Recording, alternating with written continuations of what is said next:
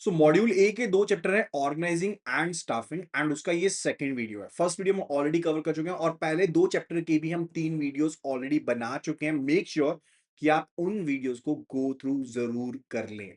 वो अवेलेबल हैं हमारी एप्लीकेशन के ऊपर, वहां पर आपको उनका पीडीएफ फाइल भी मिल जाएगा। सो जल्दी से जल्दी एप्लीकेशन को डाउनलोड कर लो, which is available at the link iibf.info/app। और अगर आप iOS यूजर हैं तो ऑर्गेनाइजेशन कोड यानी कि ORG कोड एंटर करना पड़ेगा, which is GEGKT, right. So चलिए आज का सेशन करते हैं जल्दी से start. And the question number first, which is starting from the question number 13 itself, is basically related to staffing, जो कि स्टाफिंग से ही रिलेटेड क्वेश्चन है। So during the selection process, a candidate successfully passes the initial interviews and employment tests before making a final offer. The HR department calls the candidates' previous employers and supervisors to verify their work history and performance. This action is specifically step known as well. इसको क्या कहते हैं? Preliminary interview कहते हैं, reference checking कहते हैं, screening of application कहते हैं, या फिर मेडिकल एग्जामिनेशन कहते हैं। देखो, प्रिलिमिनरी इंटरव्यू होता है जो बिल्कुल शुरू का प्रोसेस होता है, तो डेफिनेटली अनक्वालिफाइड इंटरव्यूज को बेसिकली निकालने के लिए होता है, राइट। तो that's not it. Reference definitely है ये कि आप रेफरेंस को चेक कर रहे हो। रेफरेंस चेकिंग एक अलग से स्टेप होता है सिलेक्शन प्रोसेस का, जिसमें इंटरव्यू के बाद एक्चुअल में और फाइनल सिलेक्शन से पहले जिसको किया जाता है। एंड इसमें आप इंफॉर्मेशन जो दी गई है रिलेटेड टू प्रीवियस एम्प्लॉयर्स या रेफरेंस प्रोवाइड किए गए हैं, उनको चेक करते हो, right. So as to check कि ये बिल्कुल सही कह भी रहे हैं, बंदा नहीं कर, तो एक की स्टेज होती है।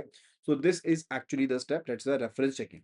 स्क्रीनिंग ऑफ एप्लीकेशन जो होती है वो होता है कि जब आप रेज्यूमेस को या फिर जो एप्लीकेशन होते हैं उनको रिव्यू करते हो, जो कि इंटरव्यू से पहले का पार्ट है। एंड जो मेडिकल एग्जामिनेशन है वो one of the final step है, सो एज टू इंश्योर कि जो कैंडिडेट है वो फिजिकली फिट है जॉब के लिए। And this is basically verifying past performance से तो बिल्कुल ही अलग है, right. So option B is the correct answer. Now, question number 14. It says an organization has a very formal and structured work environment with a clear top-down hierarchy. Procedures are rigid and the primary focus is on control and efficiency, with little room for individual initiatives. Which type of organization culture does this represent? तो कौन सा organization culture यहाँ पर represent किया जा रहा है, उसके बारे में we need to answer. Options है क्लैन कल्चर, एडोक्रेसी कल्चर, या फिर एडोक्रेसी है, या फिर हायरार्की कल्चर है, कल्चर ऑफ द मार्केट है। Which one is this? See, अगर हम क्लैन कल्चर की बात करें तो वो यहाँ जो ऑपोजिट आपको जो सिचुएशन दी गई है उससे बिल्कुल ऑपोजिट है।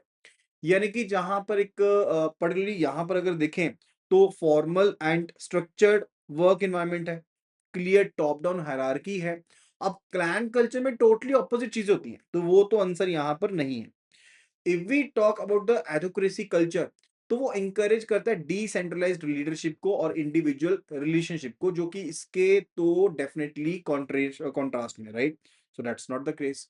And if we talk about the hierarchy culture, तो डेफिनेटली हायरार्की कल्चर में ज्यादा एम्फेसाइज किस चीज के ऊपर होता है? हायरार्की के ऊपर, कंट्रोल के ऊपर एम्फेसाइज होता है, which basically lead to a formal work atmosphere, right. तो ये बिल्कुल मैच करता है यहाँ पर, so that is going to be the answer.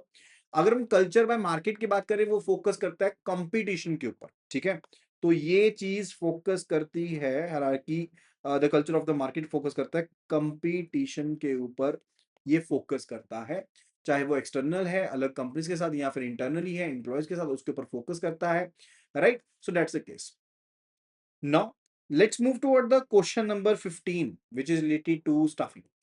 An HR department is using a performance appraisal method where they must evaluate employees based on a series of statements arranged in blocks, like is a natural leader versus is meticulous with details. The rater is compelled to indicate which statement is most or least descriptive about the particular employee without knowing the underlying scoring. Underlying scoring नहीं पता उनको, लेकिन just उनको differentiate करना है कि कौन सी चीज ज्यादा बेटर है। रेटर इस तरह से उसको रेट करेगा, right. So this method is called what? Forced distribution method है, या फिर फोर्स्ड चॉइस मेथड है, बिहेवियरली एंकर्ड रेटिंग स्केल्स है, या फिर क्रिटिकली इंसिडेंट्स मेथड है। Which one is this? This is actually the forced choice method. देखो, जो फोर्स्ड चॉइस मेथड होता है ना, वहां पर इवेल्युएटर को ब्लॉक ऑफ डिस्क्रिप्टिव स्टेटमेंट्स दी जाती हैं जिनको बेसिकली पेयर या ग्रुप किया जाता है। तो रेटर को सिलेक्ट करना होता है कि कौन सी स्टेटमेंट जो है वो सबसे ज्यादा या सबसे कम डिस्क्रिप्टिव है एम्प्लॉय को लेकर के, राइट। रेटर जो होता है, रेटिंग करने वाला जो पर्सन है, उसको वे या वैल्यू नहीं पता कि स्टेटमेंट के साथ कितना वे है कितना वैल्यू है। तो डेफिनेटली उससे बायसनेस एंड हैलो इफेक्ट जो होता है वो रिड्यूस होता है, right. Like you are to choose between ये नेचुरल लीडर है, क्या ये मेटिकुलस है डिटेल्स के साथ, उसके बारे में है।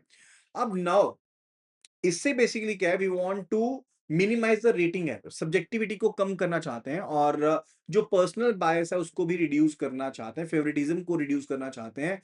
लेकिन जो रेटर होता है उसके लिए कई बार ये चीज बहुत ज्यादा फ्रस्ट्रेटिंग होती है कि वो अपने खुद की जजमेंट को फ्रीली नहीं बता पा रहा। ये चीज डेफिनेटली इस केस में होती है, राइट। सो अगर हम बात करें related to the other methods over here, like if we talk about the particular funda of the forced distribution method, like अगर हम फोर्स्ड डिस्ट्रीब्यूशन मेथड के बारे में बात करते हैं, तो इन दैट पर्टिकुलर सिनेरियो जो रेटर होता है उनको डिस्ट्रीब्यूट करना पड़ता है एम्प्लॉयज को परफॉर्मेंस कैटेगरीज के हिसाब से, लाइक टॉप 20 में है, मिडल में है, बॉटम में है। स्टेटमेंट बेस्ड नहीं होता वो, ठीक है, वो स्टेटमेंट बेस्ड नहीं होता है। फोर्स डिस्ट्रीब्यूशन मेथड में आपको लाइक नॉर्मल डिस्ट्रीब्यूशन होती है ना, like normal distribution, if you don't know let me just tell you something like this. अब मोस्ट ऑफ द एम्प्लॉयज जो हैं वो एवरेज में आते हैं, राइट। तो उसके हिसाब से डिस्ट्रीब्यूशन को हम मैच कर लेते हैं कि कौन सा एम्प्लॉय टॉप में है, कौन सा बॉटम पर है, मिडल में है, उसके हिसाब से। That is not about the statements, ठीक है। And when we are talking about the BARS, that is behaviourally anchored rating scales के बारे में बात करते हैं, तो वो क्रिटिकल इंसिडेंट्स होते हैं ना, जो बिहेवियर एंकर्स होते हैं उनके बारे में बताता है परफॉर्मेंस डायमेंशन के हिसाब से, जो कि एक डिटेल्ड बिहेवियर फोकस स्केल को हम क्रिएट करते हैं for that particular purpose, right. तो वहां पर वो चीज रहती है। So if we talk in detail about this behaviourally anchored rating scales, ठीक है, तो इसमें आप क्या करते हो कि जो आपके ट्रेडिशनल रेटिंग के स्केल्स होते हैं ना, उनको कंबाइन करते हो क्रिटिकल इंसिडेंट्स के साथ, ठीक है, जो स्पेसिफिक बिहेवियर के बारे में बताएंगे। ठीक है, जैसे एक परफॉर्मेंस डायमेंशन है कस्टमर सर्विस को लेकर के, लाइक वो एक बिहेवियर एंकर्ड है जिसको आप रेट कर रहे हो 1 to 5 के बीच में। लेट्स से 1 का मतलब है कि पुअर है, 5 का मतलब है कि बहुत बढ़िया है, 3 का मतलब है एवरेज है। अब इस केस में पर्टिकुलरली एडवांटेज ये होता है कि आपको क्लियर चीज पता लगती है एंड बिहेवियर बेस्ड फीडबैक होती है, सब्जेक्टिविटी रिड्यूस होती है। लेकिन डिसएडवांटेज इसका बिहेवियर एंकर का ये रहता है कि काफी ज्यादा टाइम कंज्यूमिंग है, राइट। इसमें बहुत ज्यादा इन्वॉल्वमेंट चाहिए एचआर एक्सपर्ट्स की तरफ से, जॉब एनालिसिस की तरफ से, right, that's the case. So option D की अगर बात करें, that's related to critical incidents method. तो सुपरवाइजर जो होते हैं वो स्पेसिफिक इंसिडेंट्स जो होते हैं, चाहे वो इफेक्टिव है, चाहे पॉजिटिव है, चाहे नेगेटिव है, परफॉर्मेंस को लेकर के during the particular review period, उसको नोट डाउन करते हैं, राइट। तो पॉजिटिव इंसिडेंट, लेट्स से अगर किसी इंप्लॉय ने कस्टमर को बहुत अच्छे से हैंडल किया, वो पॉजिटिव इंसिडेंट हो गया। नेगेटिव मतलब कि मान लो आपने किसी प्रोजेक्ट डेडलाइन को मिस कर दिया, कुछ भी हो गया, राइट, वो नेगेटिव है। तो दोनों को जज किया जाता है, राइट, वो क्रिटिकल इंसिडेंट्स होते हैं। अब उनको एक कंक्रीट जजमेंट की तरह इस्तेमाल किया जाता है फर्दर, राइट। एंड एडवांटेजेस ये होते हैं कि आप एक कंक्रीट एविडेंस दे सकते हो रिव्यू के दौरान, एंड ये ट्रेनिंग के लिए, डेवलपमेंट नीड्स के लिए काफी ज्यादा बेनिफिशियल है। डिसएडवांटेज ये रहता है कि कंटिन्यूस डॉक्यूमेंटेशन चाहिए, एंड ये सिर्फ और सिर्फ एक्सट्रीम्स के बारे में बताता है, आप एवरेज बिहेवियर को तो ध्यान में रखते ही नहीं हो, ठीक है। इसके अलावा ना, जब भी हम रेटिंग की बात करते हैं तो एक इफेक्ट के बारे में डेफिनेटली हम सुनते हैं, पढ़ते हैं, that is a hello effect, ठीक है, जो कि हेलो इफेक्ट है। तो हेलो इफेक्ट एक बहुत ही कॉमन रेटिंग एरर है कि जब इवेल्युएटर का ओवरऑल इंप्रेशन जो होता है एम्प्लॉय को लेकर के उससे रिलेटेड होता है, वो बेसिकली इन्फ्लुएंस करता है कि वो कैसे रेट करेगा, राइट। या फिर अनरिलेटेड फैक्टर्स को देखेगा ही नहीं, राइट, उसको कहता है। लाइक मान लो कि एक एम्प्लॉय जो है वो काफी पंचुअल है, मैनेजर जो है वो अनकॉन्शियसली उसको ज्यादा हायर रेट कर सकता है प्रोडक्टिविटी में, लीडरशिप में, टीम वर्क में, इवन अगर वो नहीं भी है तो भी, क्योंकि इंप्लॉयर के माइंड में, यानी कि रेटिंग करने वाले पर्सन के माइंड में एक ऑलरेडी एक चीज बनी हुई है, अनकॉन्शियसली एक बना हुआ है, एक सस्टांस बना हुआ है, राइट, दैट्स द केस। तो इम्पैक्ट क्या होता है कि इनएक्यूरेट अप्रेजल हो जाता है उसकी वजह से, एंड जो एक्चुअल स्ट्रेंथ है, वीकनेस है, वो छुप जाते हैं, राइट, दैट्स द केस। चलिए, अभी चलते हैं नेक्स्ट क्वेश्चन की तरफ, which is the question number 16, जो कि ऑर्गेनाइजिंग से रिलेटेड है, ठीक है। तो question says a project manager is facing resistance to a new work flow. One team member is constantly finding minor faults with the proposed plan, publicly criticizing the initiative, and frequently brings up irrelevant details to delay the meetings. According to the document, these behaviors are symptomatic uh, of what? Organisational phenomena, conflict dynamics, developmental change, resistance to change, faulty span of control. क्या चीज है? देखो, अगर मैं conflict dynamics की बात करूं, उसका मतलब होता है कि प्रोसेस रिलेटेड टू कि आप किस तरह से रिजॉल्व करोगे डिसएग्रीमेंट्स को। ठीक है, so that is the case. ठीक है, तो वो उससे रिलेटेड है कि कन्फ्लिक्ट डायनेमिक्स किससे रिलेटेड है कि आप किस तरह से डिसएग्रीमेंट्स को रिजॉल्व करोगे। सो that's not the case over here. Developmental अगर चेंज की बात करें, वो एक मॉडिफिकेशन का टाइप है जिसमें हम एग्जिस्टिंग प्रोसेसेस को इंप्रूव करते हैं। So that's also not the case. Resistance to change, absolutely that's going to be the correct answer, because resistance to change क्या है कि आप रेडी ही नहीं हो नई कंडीशंस को आजमाने के लिए। आप बिहेवियर शोकेस करते हो, लाइक आप डिनंसिएशन करते हो, पब्लिकली क्रिटिसाइज करते हो, फॉल्ट फाइंडिंग करते हो बार बार, एंड कभी कभी कुछ छोटी मोटी चीजें उठा करके ले आते हो ताकि आप डिले कर पाओ। So that's definitely related to it. So that's a resistance to change. And faulty span क्या होता है, या स्पैन ऑफ कंट्रोल क्या होता है, राइट? स्पैन ऑफ कंट्रोल का मतलब होता है कि number of subordinates. Span of control का मतलब होता है नंबर ऑफ सबॉर्डिनेट्स जो एक मैनेजर सुपरवाइज कर रहा है। ठीक है, उसको कहते हैं span of control. That's said to be span of control. ठीक है, so now let's move toward the question number 17। Question number 17 पे चलते हैं। So it says a fast growing software company establishes a clear line of authority from the CEO down to junior developers, ensuring that every employee knows who they report to and who they are responsible for. This formal structure is designed to facilitate coordination and clear communication pathways, reflecting which fundamental definition of organizing. तो ये कौन सी fundamental जो definition है organising की उसके बारे में यहाँ पर बता रहे हैं। एक फास्ट ग्रोइंग सॉफ्टवेयर कंपनी है जो एक क्लियर लाइन ऑफ अथॉरिटी को बताती है, सीईओ से लेकर के नीचे तक पता है कि हर एक एम्प्लॉय को पता है कि किसको रिपोर्ट करना है, किस पर्सन के लिए वो रिस्पॉन्सिबल है। इसको हम क्या कहते हैं? We say it to be scalar chain. ठीक है, we say to be the scalar chain कहते हैं इसको, राइट? अब क्लियर लाइन ऑफ अथॉरिटी है, like from CEO to junior developer, हर किसी को पता है किसको रिपोर्ट करना है। रिस्पॉन्सिबिलिटी अकाउंटेबिलिटी के बारे में पता है, हर एक एम्प्लॉय के लिए डेजिग्नेटेड एक सुपीरियर है, तो कंफ्यूजन होएगा ही नहीं। एंड कोऑर्डिनेशन प्रॉपर रहेगा। ठीक है, क्योंकि आपको पता है इंस्ट्रक्शंस किससे मिलनी है और फीडबैक किसने देनी है, वो भी पता है। एंड फॉर्मल स्ट्रक्चर है, चेन ऑफ कमांड जो होता है वो बेसिकली एक स्ट्रक्चर प्रोवाइड करता है कि किस तरह से कम्युनिकेशन फ्लो होगी, right? So if we talk about the formal definition of the organising, तो ऑर्गेनाइजिंग का मतलब होता है कि आप एक्टिविटीज को, लोगों को, रिसोर्सेज को अरेंज करते हो, ग्रुप करते हो इस तरीके से कि जो ऑब्जेक्टिव्स हैं हमारे, हम उनको एफिशिएंटली अचीव कर पा रहे हैं, राइट? तो एक कोर एलिमेंट जो है यहाँ पर, that's basically related to scalar chain element, वो स्केलर चेन से रिलेटेड है। ऑप्शंस को देखते हैं। Allen's definition focusing on the instrument for achieving the goals। ठीक है, option A it says Allen's definition focusing on the instrument for achieving goals, right? तो Allen की जो डेफिनेशन है वो ऑर्गेनाइजेशन को किस तरह से देखती है? Instrument of achieving the organisation goals, जहां पर जो वर्क है उसे डिफाइन किया जाता है एंड अथॉरिटी फिक्स्ड रहती है, राइट? जो बेसिकली रिलेट करती है, यहां पर जो हम बात कर रहे हैं वो एक ब्रॉडर व्यू के बारे में, स्पेसिफिक फोकस नहीं कर रहे रिलेशनशिप्स के बारे में, राइट? तो यहां पर प्रॉपर हम एक ब्रॉडर पर्सपेक्टिव के बारे में बात कर रहे हैं। So option A is not the correct answer. If we talk about the option B, that's a Wheeler's definition which focuses on the basically fixing the duties and responsibilities. ठीक है, तो व्हीलर की जो डेफिनेशन है वो focus करती है कि आपने ड्यूटीज को फिक्स करना है, रिस्पॉन्सिबिलिटीज को फिक्स करना है। लेकिन यहाँ पर जो हम बात कर रहे हैं इस क्वेश्चन में पर्टिकुलरली, हम यहाँ पर स्ट्रक्चर ऑफ अथॉरिटी के बारे में बात कर रहे हैं कि कौन किस पर्सन को रिपोर्ट करेगा, not about the wheelers definition. Option C, it says Kuntz and O'Donnell's definition emphasizing authority relationships. So definitely that is going to be the correct answer, because जो Kuntz है and O'Donnell है, इन्होंने specifically describe किया था कि organisation किस तरह से होती है कि आप अथॉरिटी रिलेशनशिप्स को इस्टेब्लिश करते हो so as to provide the coordination and for the vertically and horizontally, दोनों तरीके से उनमें कोऑर्डिनेशन रहता है। तो डायरेक्टली अलाइन करता है सिनेरियो के साथ जहां पर एम्फेसाइज किया जा रहा है कि क्लियर लाइन ऑफ अथॉरिटी होनी चाहिए, रिपोर्टिंग स्ट्रक्चर होना चाहिए। अदरवाइज ये बेसिकली स्केलर चेन से रिलेटेड है। ठीक है, कंसेप्ट जो है, but it is related to matching with the definition of Koontz and O'Donnell, and that's the case. ठीक है, तो ऑप्शन सी जो है that's going to be the correct answer. Now let's move toward the question number 18। It says a company has a policy of first advertising job openings on its internal portal and considering current employees for promotions or lateral moves before looking for external candidates. This promote from within strategy primarily relies on which type of recruitment source. तो उसको क्या कहते हैं? External recruitment तो नहीं है, recommendations भी नहीं है, इंटरनल रिक्रूटमेंट है. Yes, this is related to internal recruitment, right? External exchanges भी आपके जो एम्प्लॉय एक्सचेंज होते हैं वो भी एक्सटर्नल होते हैं, not related to internal recruitment. ठीक है, तो ऑप्शन सी सबसे ज्यादा अप्रोप्रिएट है यहाँ पर.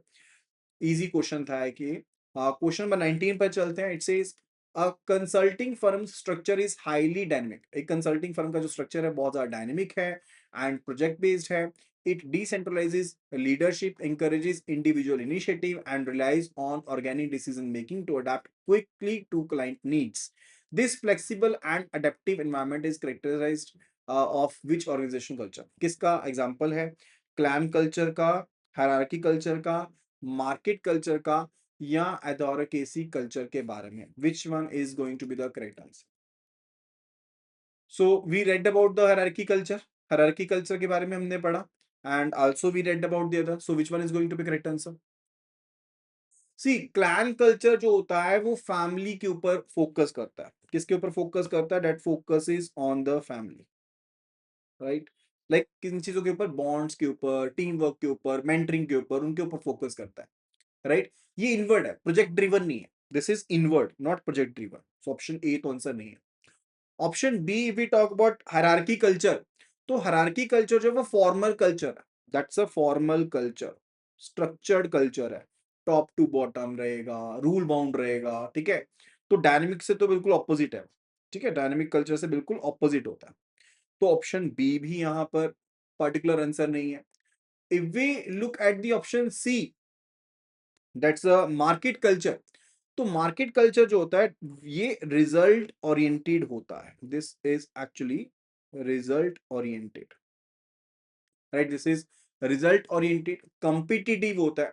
आप टारगेट्स के ऊपर फोकस करते हो, एक्सटर्नल पोजीशनिंग के ऊपर फोकस करते हो, but not on adaptability. Option C भी आंसर नहीं है. Option D, that's adhocracy culture. तो जो एडोरकेसी कल्चर है ये एक्चुअल में आपका डायनेमिक होता है, ये प्रोजेक्ट बेस्ड होता है.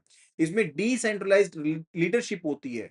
ये इनिशिएटिव को, क्रिएटिविटी को एनकरेज करता है और ऑर्गेनिक डिसीजन मेकिंग के बारे में होता है. लाइक फ्लेक्सिबल होता है, अडेप्टिव होता है, रिस्पॉन्सिव होता है. So definitely adhocracy culture is the correct answer and is matching with the scenario, right? So option D is the correct answer है. Now let's move toward the next question. Question number 20 है जो कि है staffing से related.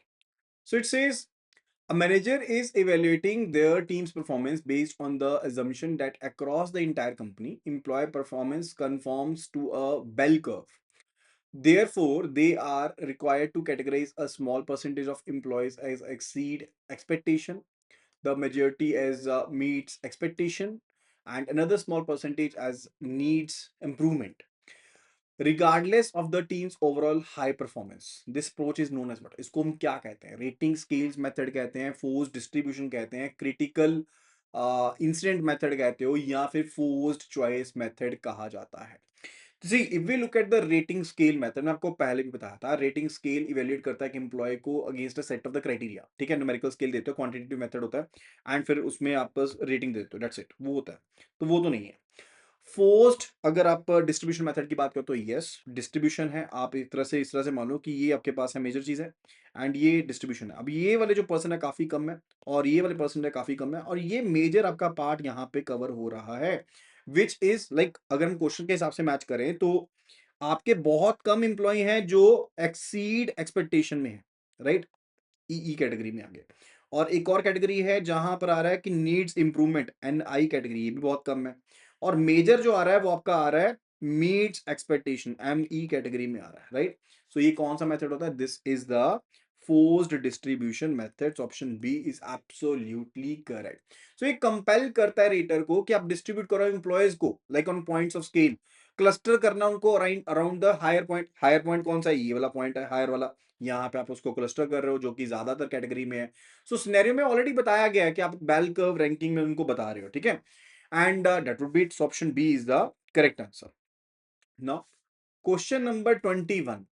In a line and staff organization, the quality control expert advises the production manager on how to improve the manufacturing process to reduce defects. The production manager retains the final authority to implement these changes. What is the nature of the quality control experts authority in this context?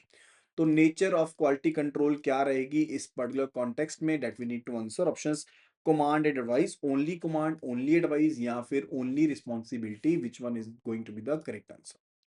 देखो, staff authority क्या होती है line and staff organisation को लेकर के? अगर line authority की बात करें, दैट्स बेसिकली टू कि आपके पास एक अधिकार है कि आप डिसीजन ले सकते हो और कमांड कर सकते हो सबॉर्डिनेट्स को, ठीक है? एंड अगर स्टाफ अथॉरिटी की बात करें, उसका मतलब होता है कि आप एडवाइस दे सकते हो, रिकमेंड कर सकते हो, सपोर्ट कर सकते हो लाइन मैनेजर्स को एक्सपर्टाइज के साथ, लेकिन कोई डायरेक्ट कमांड नहीं दे सकते लाइन एम्प्लॉयज को। अब इस केस में जो क्वालिटी एक्सपर्ट है, क्वालिटी कंट्रोल एक्सपर्ट है, वो एक एडवाइस एंड रिकमेंडेशन दे रहा है, like related to improving the process and reducing the defects, right? जो प्रोडक्शन मैनेजर है उसके पास फाइनल डिसीजन मेकिंग अथॉरिटी है, लाइन अथॉरिटी है, ठीक है? यानी कि प्रोडक्शन मैनेजर के पास लाइन अथॉरिटी है, क्वालिटी कंट्रोल एक्सपर्ट जो है उनके पास जो है वो स्टाफ अथॉरिटी है, ठीक है? तो जो एक्सपर्ट की अथॉरिटी है एडवाइजरी की, एग्जीक्यूट करने की नहीं है, तो वो स्टाफ अथॉरिटी रहेगी। That's basically related to staff authority, ठीक है? तो आप एडवाइज कर पा रहे हो लेकिन उनको कमांड नहीं कर पा रहे हो, so that's only the advising part is there, ठीक है? तो दो तरह की चीजें हमने पढ़ी, एक बेसिकली लाइन अथॉरिटी है, एक स्टाफ अथॉरिटी है। लाइन अथॉरिटी में होता है कि आप सब चीजें कर पा रहे हो, आप बेसिकली एडवाइस भी कर पा रहे हो, डिसीजन भी ले पा रहे हो, कमांड भी कर पा रहे हो। स्टाफ अथॉरिटी में ऐसा नहीं होता, उसमें आप एडवाइस रिकमेंड कर सकते हो, सपोर्ट दे सकते हो, लेकिन डायरेक्ट कमांड नहीं दे सकते हो, ठीक है? So option C is the correct answer. Now, let's move toward the question number 22nd. It says an organization invests heavily in programs that help employees acquiring new competencies, not just for their current roles, but also for future responsibilities that may arise from technological advancements or company growth. This broad, future focused approach to employee enhancement is best described as what? इसको क्या कहते हैं? Human resource development कहते हैं, on job training कहते हैं, या फिर परफॉर्मेंस अप्रेजल कहते हैं, orientation and placement कहते हैं, what it is said to be. See, it is actually the option A, इसको एचआरडी कहते हैं। आप ह्यूमन रिसोर्स डेवलपमेंट को कैसे डिफाइन करते हो कि एक प्रोसेस होता है जिसमें आप इंडिविजुअल्स को हेल्प करते हो कंपनीज में कि वो फंडामेंटल स्किल्स जो चाहिए उनको जॉब के लिए, उनकी करंट रिस्पॉन्सिबिलिटीज को लेकर के, या फिर जो फ्यूचर में उनको चीज चाहिए रहेगी उससे रिलेटेड उनको हेल्प आउट करते हो कि वो स्किल्स उनके ऊपर इंपार्ट करने हैं। ये जो future oriented and broad scope होता है ना, वो बेसिकली डेफिनेटली हमारे इस क्वेश्चन के साथ मैच कर रहा है, so that's the answer. Option B की बात करें, that's related to the on job training. तो ऑन जॉब ट्रेनिंग जो होता है वो मेथड है वर्कर्स को ट्रेन करने का, जब वो अपने रेगुलर ड्यूटीज को परफॉर्म कर रहे हैं अपने, ताकि करंट जॉब स्किल्स के ऊपर फोकस कर पाए, राइट? तो एक बेसिकली कंपोनेंट है किसका? एचआरडी का। So this is a component of HRD, इसका कंपोनेंट है, right? And if we talk about the performance appraisal, तो परफॉर्मेंस अप्रेजल एक पीरियोडिक एग्जामिनेशन होता है, रिव्यू होता है एम्प्लॉय की कंट्रीब्यूशन का, उसकी जॉब की परफॉर्मेंस का, ठीक है? वो एक इवेल्युएटिव प्रोसेस है, डेवलपमेंटल प्रोसेस नहीं है। सो ऑप्शन सी तो आंसर नहीं है। Option D, that's orientation and placement, जो है वो एक प्रोसेस है कि आप नए इंप्लॉय को फैमिलियर बनाते हो वर्किंग यूनिट के साथ, क्या एनवायरनमेंट चल रहा है, ताकि वो अपनी इंप्लॉयमेंट को स्टार्ट कर ले। सो option D is also not the correct answer. चलिए, अभी हम चलते हैं क्वेश्चन नंबर 23rd के ऊपर, which is related to the organizing, जो कि ऑर्गेनाइजिंग से रिलेटेड है। So during a period of organizational changes, an employee moves from initial shock and disbelief to a stage where they realize the change is unavoidable and begin to explore options or make if then proposals to the management to lessen the personal impact. According to the Kubler-Ross 5 stage model, this employee is in which stage? तो ये जो employee है वो कौन सी stage में रहने वाले हैं? देखो, अगर मैं ये 5 स्टेज रिकैप के बारे में बात करूं ना, सबसे पहली जो स्टेज होती है, that is actually the denial stage. कौन सी स्टेज होती है? डिनायल स्टेज होती है कि ये तो होगा ही नहीं, ये तो होगा ही नहीं, ठीक है? दूसरी जो स्टेज होती है, दैट्स द एंगर स्टेज। वो होती है एंगर स्टेज होती है कि ये मेरे साथ क्यों हो रहा है। एंड थर्ड स्टेज जो होती है, that's the bargaining stage. That's bargaining stage, आप बार्गेन करते हो, राइट? कि अगर मैं अडेप्ट कर लेता हूं तो हो सकता है कि मैं ज्यादा इफेक्ट ना होऊंगा, तो इसमें आप इफ देन प्रपोजल्स देते हो, नेगोशिएशंस करते हो, फोर्थ स्टेज जो होती है दैट्स द डिप्रेशन स्टेज, वो होता है डिप्रेशन, राइट। आप रियलाइज करते हो लॉसेस को, आपका मोरल कम हो जाता है, आप विड्रॉल सिम्टम्स शोकेस करते हो, right. And fifth it's related to acceptance. फिर एट लास्ट ये एक्सेप्टेंस आपको देके जाता है, राइट। आप पॉजिटिवली मूव करते हो और नई रियलिटी को आप थाम लेते हो, दैट्स द केस। ठीक है जी। तो पहला स्टेज होता है डिनाइल का, कि बिल्कुल ये आपने कह दिया कि ये तो होएगा नहीं, तो ये मूव कर गया है from the shock and disbelief, यानी कि डिनाइल से मूव कर रहा है एक स्टेज के ऊपर जहां पर वो रियलाइज कर रहे हैं कि ये तो अनअवॉइडेबल है। वो एक्सप्लोर करते हैं इफ देन को, यानी कि एंगर स्टेज भी निकल चुकी है और उसके बाद वो शिफ्ट हो गए हैं अब बार्गेनिंग स्टेज के ऊपर। तो आंसर रहेगा ऑप्शन सी, राइट। अब शॉक डिनायल एंगर के बाद इंप्लॉय पॉइंट के ऊपर पहुंच गए जब वो पता लग गया कि ये चेंज अनअवॉइडेबल है, ठीक है। तो इंस्टेड की वो अब रेजिस्ट करे, अब वो नेगोशिएट करने की कोशिश करता है ताकि उसके ऊपर कम इंपैक्ट आए, उस चीज के बारे में कोशिश करता है, राइट, दैट्स द केस। तो option C is the correct answer. Now let's move toward question number 24। It says a company has two distinct but related concepts in its HR framework. दो अलग अलग लेकिन जो रिलेटेड concepts हैं वो हैं company के HR framework में, right? The first is the process of finding and attracting a large pool of candidates for a job. The second is the process of filtering through that particular pool to eliminate the unsuitable candidates and select the best fit. How are these two concepts, recruitment and selection, respectively characterized? किस तरह से हम इसको characterize कर सकते हैं कि दोनों पॉजिटिव प्रोसेसेस हैं, नेगेटिव प्रोसेसेस हैं, एक पॉजिटिव है दूसरा नेगेटिव है, किस तरह से हम इनको करेक्टराइज कर सकते हैं? See if we look at the fact कि दोनों जो चीजें हैं आपके पास वो पॉजिटिव है नेगेटिव है, ठीक है। तो मैं आपको बताना चाहता हूं कि रिक्रूटमेंट जो होती है उसको पॉजिटिव प्रोसेस कहा जाता है जहां पर आप एक लंबे नंबर के लोगों को आप बेसिकली अट्रैक्ट करते हो कि वो जॉब के लिए अप्लाई करें। एंड दूसरी तरफ जो सिलेक्शन होता है उसको नेगेटिव प्रोसेस कह सकते हैं क्योंकि वहां पर आप एलिमिनेशन करते हो, देयर वी डू एलिमिनेशन, ठीक है। तो रिक्रूटमेंट का प्रोसेस क्या होता है कि जहां पर आप सर्च करते हो एंड फर्दर पोटेंशियल जो कैंडिडेट्स होते हैं जॉब के लिए अप्लाई करते हैं एंड आप वहां पर उनसे एप्लीकेशन लेते हो, राइट।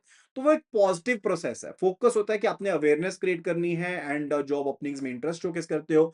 एंड ऑब्जेक्टिव ये भी होता है कि we are to basically ensure कि बहुत सारे जो टैलेंट है वो अवेलेबल है जिसमें से बेस्ट जो पर्सन है उसको हमने सेलेक्ट करना है। लाइक इसमें job posting, career fairs, campus drives, advertisement, ये सब चीजें शामिल रहती हैं।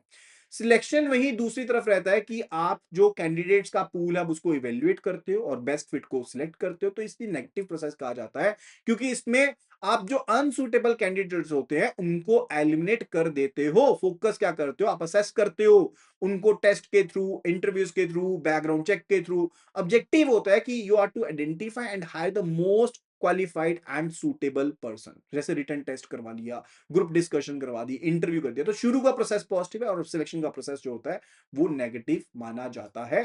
सो ऑप्शन से हम कह सकते हैं कि recruitment is positive but selection is negative, right. So option D is going to be the correct answer for this. Clear है चीज?